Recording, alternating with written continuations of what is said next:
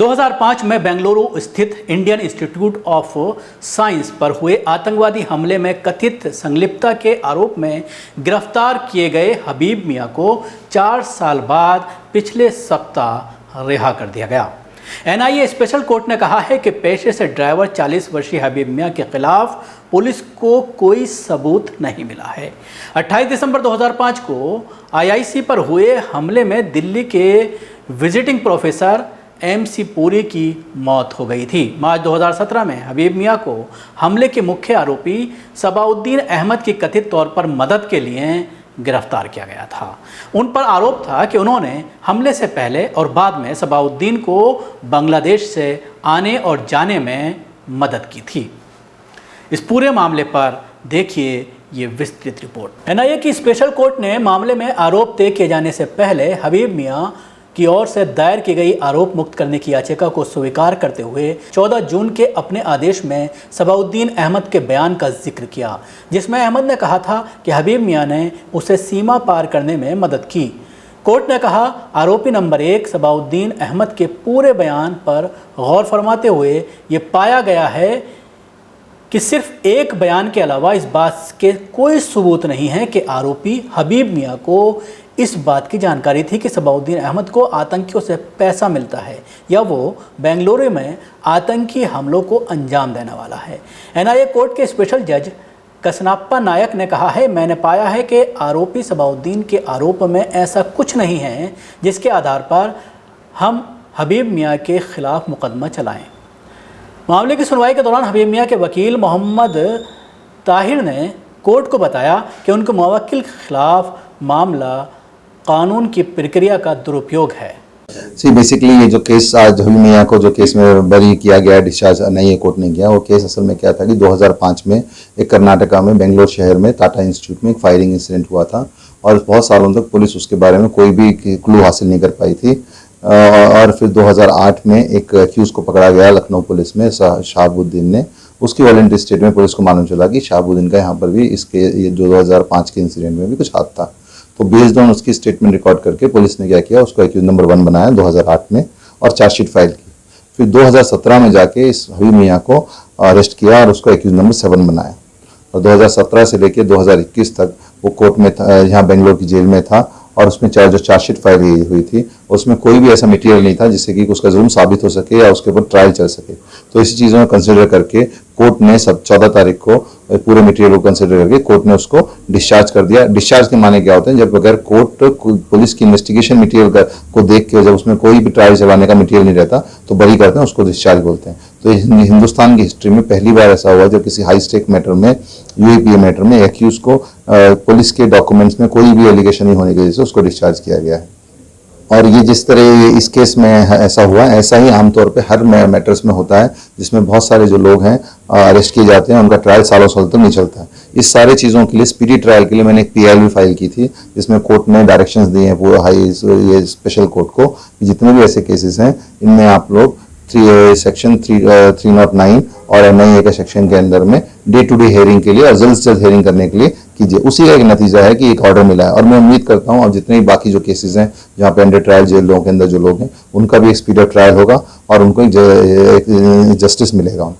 Indian express में प्रकाशित report के मुताबिक IISc का मामला लगभग 3 वर्षों तक अनसुलझा रहा, लेकिन मामले में अचानक खुलासा तब हुआ जब मूल रूप से बिहार के दरभंगा के रहने वाले अहमद की गिरफ्तारी हुई।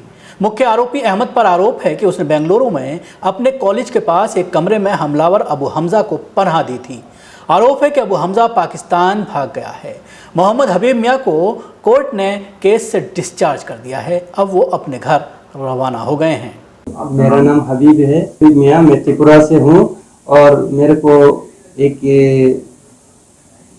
टाटा इंस्टीट्यूट का केस में मेरे को इधर अरेस्ट करके लाया गया। तो मेरे ऊपर एक झूठा इल्ज़ाम लगाया गया। लगाने के बाद में अभी मैं मालूम भी नहीं ये केस क्या है नहीं है, इसके बारे में मेरे को कुछ भी मालूम नहीं।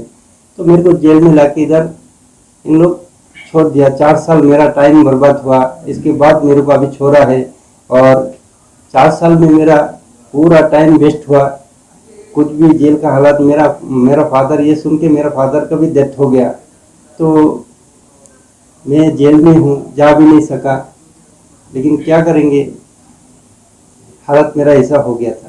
जेल में ट्रायल हो रहा है बोल के चल रहा है, और चल रहा है बोल के 4 साल हो गया मेरा। ये मैं कुछ इस केस के बारे में मालूम नहीं, बट ये बेंगलोर में भी कभी आया नहीं। हमको जेल में रखता था, तो रखने के बाद में ट्रायल भी नहीं चलता था, तो ट्रायल हो रहा बोल के 4 साल गुजर गया।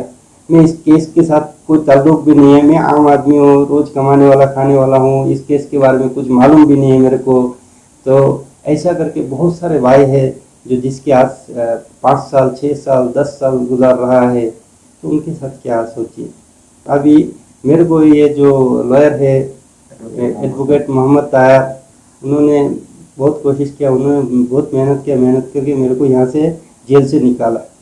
हाँ, हम गाँव जा रहे हैं, लेकिन वो तार भाई मेरे लिए अभी टिकट भी बना रहा है। अभी तो मैं खुश हूँ, मैं अभी रिलीज हो गया, मैं घर जाने वाला हूँ, मेरे बीवी बच्चे से फैमिली से मिलना हूँ, मेरा आम जिंदगी में मेरे को पहले चलने जैसा अभी मेरे को महसूस हो रहा है।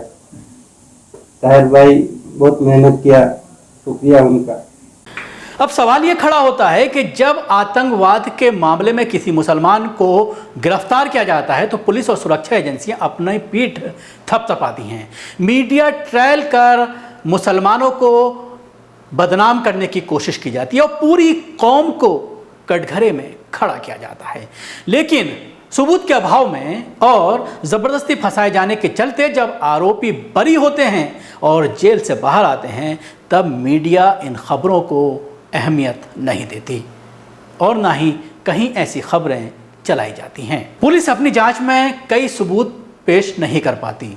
जब तक इस तरह के मामलों में अधिकारियों की जवाबदेही और दोषी पुलिसकर्मियों के खिलाफ सज़ा का प्रावधान नहीं होगा, तब तक पूरा इंसाफ नहीं मिल सकता।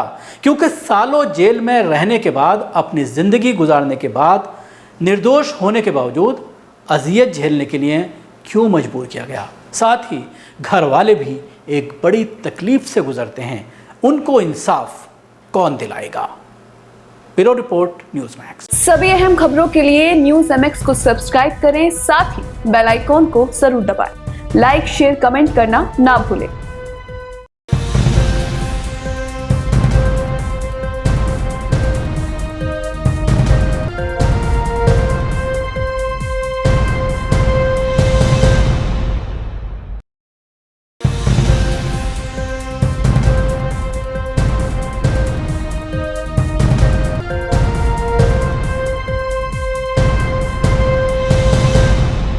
सभी अहम खबरों के लिए न्यूज़ MX को सब्सक्राइब करें, साथ ही बेल आइकॉन को जरूर दबाएं। लाइक, शेयर, कमेंट करना ना भूलें।